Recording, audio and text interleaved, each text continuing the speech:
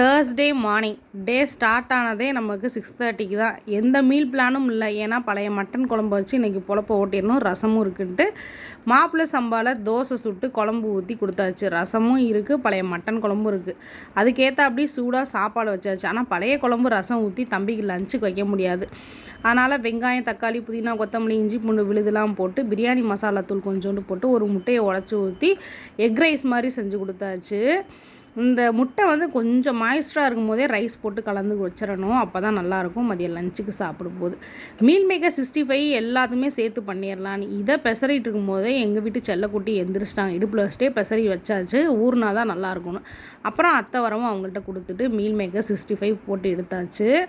எங்கள் வீட்டில் இது ஆல் டைம் ஃபேவரட். ஆனால் என்னோடய ஹஸ்பண்ட்க்கு இது பிடிக்காது. அவங்க அவுட் ஆஃப் ஸ்டேஷன் அந்த டைம் தான் நாங்கள் எல்லாத்துக்கும் வச்சுக்குவோம். அத்தைக்கு வந்து வெள்ளை மாவு தோசை, தேங்காய் சட்னி வச்சு இன்றைக்கி மீ விலாக் சூப்பராக முடிச்சு விட்டாச்சு. பாய்.